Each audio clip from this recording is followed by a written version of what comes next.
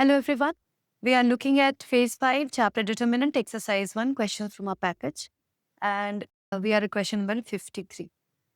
So if you look at this question is a matrix equation where we have to find a matrix A such that there are three given matrices and something like this. Let's say B, A, C is equal to D, where B, A, C, D are all matrices.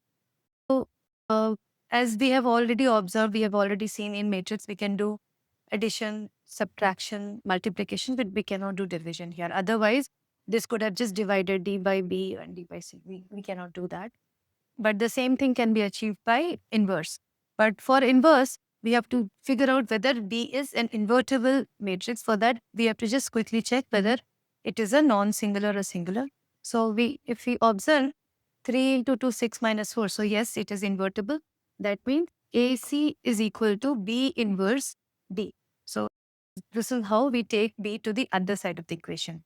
Similarly, C, if we observe, C is also 0 minus. So again, it is invertible.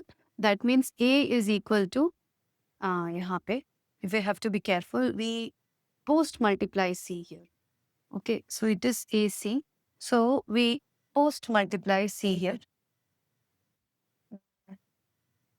Okay, so we post multiply C here, C minus, that is the inverse. So this becomes equal to I. So A is equal to B inverse D into C inverse. Now, we have already discussed it. We already know how to find the inverse of a 2 by 2. So find inverse of this, use it here. And then D is this one, find inverse of C, and then just do this multiplication. Just do the multiplication, yes. And we can find the value of. Thank you.